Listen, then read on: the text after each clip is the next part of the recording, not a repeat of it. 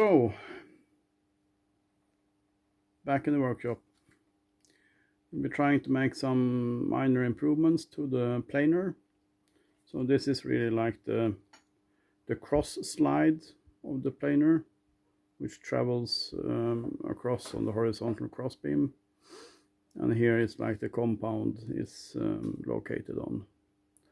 So the problem is, you can see from the readings here that it was 0, +5, +17, and under there it's 0 again. So it's bowed like this.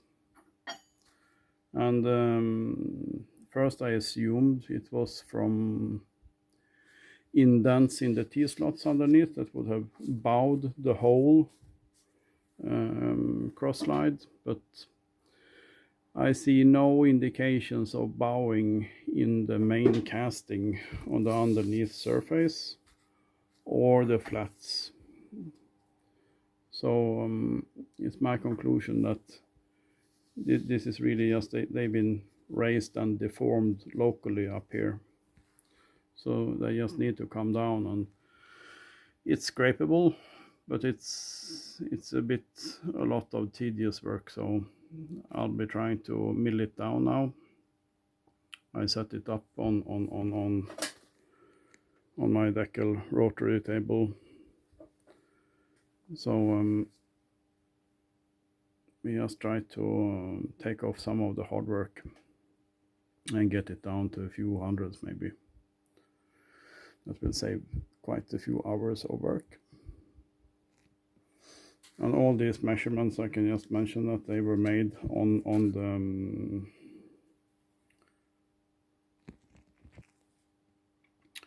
the surface plate before. So I made a lot of investigations there before. I'll show some pictures later.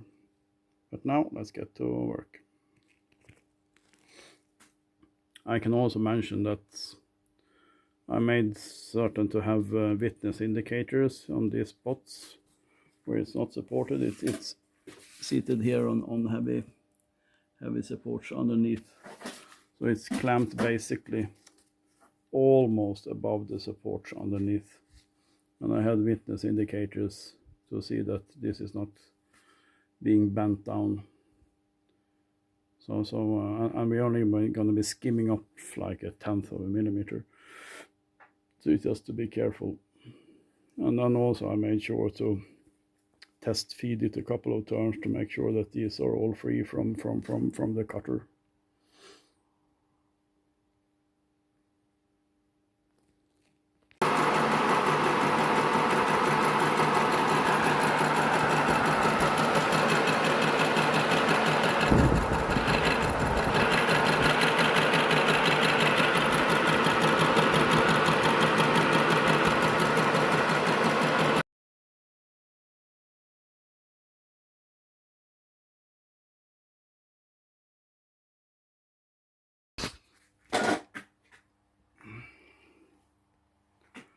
So let's see what we get before releasing it.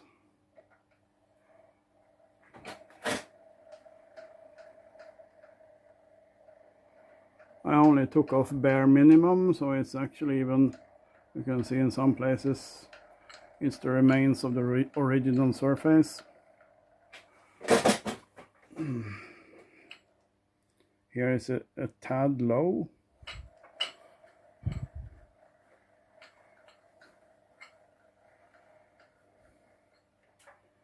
And here, which I was really happy for, is a bit remains. You can see some pitting, and here is a corner of the original surface with the original part number of the machine.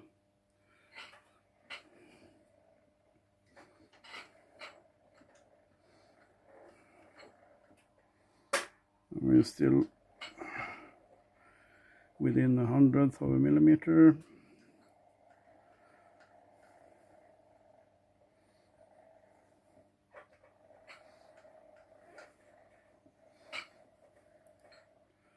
And here is a little bit high.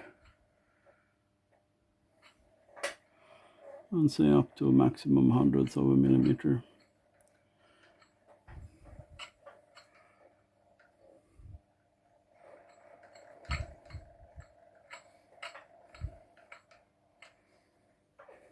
So I'm not quite sure why that is. I tried to remove it. I added some stiffener under the corner here, if it was like flexing a little bit, not pressing it up, just stiffening it a little bit, like just prying this so it would be a bit stiffer, so it wouldn't deflect any. I couldn't see any deflection either, but you try to do whatever. But it might just be also, it's been some time in its life, it's been some pitting, it's been some minor corrosion to the surfaces, it's been some compression, so, and maybe even from the original casting, maybe it's a little bit different hardness, so maybe it just cuts different from this side to the other side. Because now we're also to take into consideration that I'm not really taking any milling cuts. This is just really, it's more like grinding. It's not even near milling. The last finish I took was only like, I think what actually came down was like 1.5 hundredths of a millimeter, just adding a little bit to clean up the whole width, but still maintaining this corner with the original serial number. I thought that was a bit important to just keep a little bit of this original surface, so you can actually see that, okay, it hasn't been made any dramatic changes to it, it's just been maintained. So I think what I will do now is call that a day. It's a huge improvement, and what's left I can just touch up by scraping. I'm gonna check so this inner ring is not too high now, and then we'll see how it looks.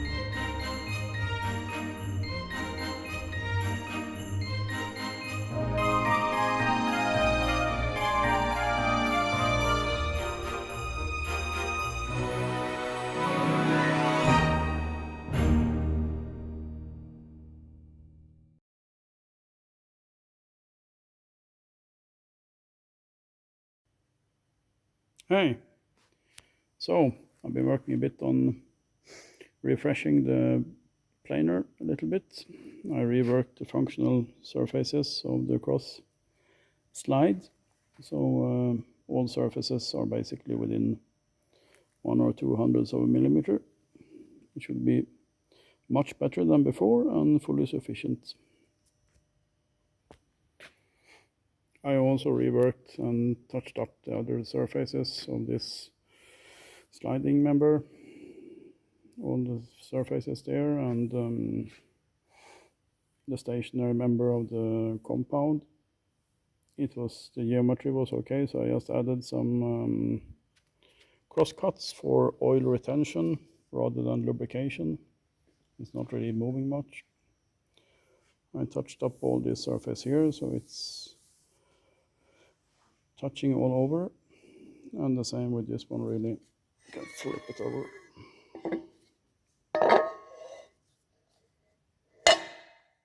So this was also resurfaced to fit nicely to this one. So here you can see I touched up, and here it was some to do. A little bit here, and I touched up the gib, the sliding surface, just cross cut it for retention. You can see a little bit the traces from where it's been sitted and corroded sometime, long time back.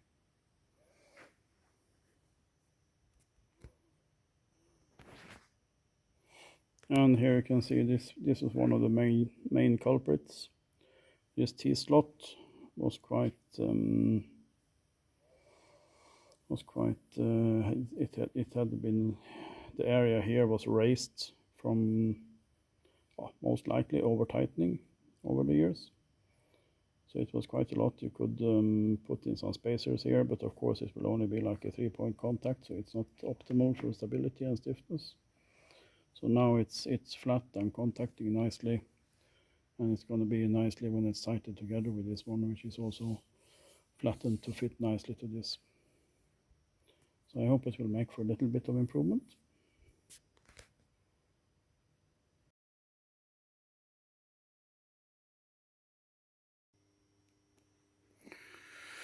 So I just fitted the cross beam and cross slide, installing the T-bolt slots, and here is one of the things that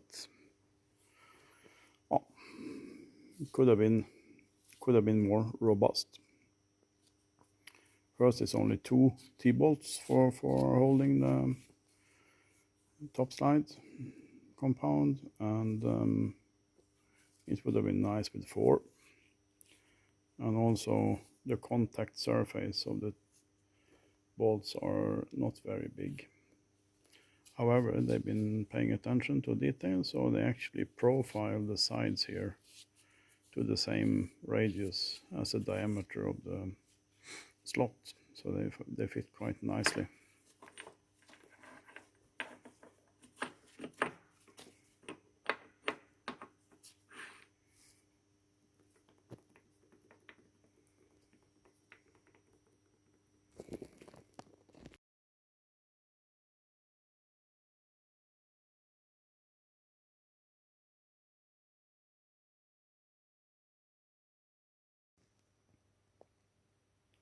So I just roughly adjusted this Gibbs to tighten it up a bit, and I used shims 300ths of a millimeter here to have some ample space for oil and grease on all sides of it, as it's actually essentially 6 sides contacting here, here, here, here, here, here. So it's a bit cumbersome slideway, but now I just adjusted it so it's some nice drag when I pull them out.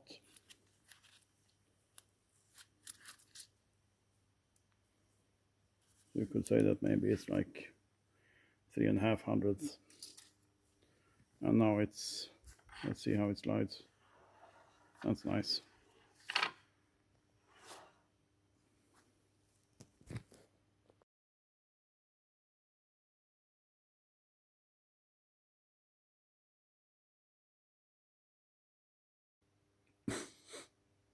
So, compound is assembled and remounted. Here was one of the main culprits. Here it was a gap. I had to shim it like a bit more than 1/10 of a millimeter. So it's quite a lot. Now I just tightened it snug, and it's really tight. And this is now, oh damn, it's 1/100 of a millimeter.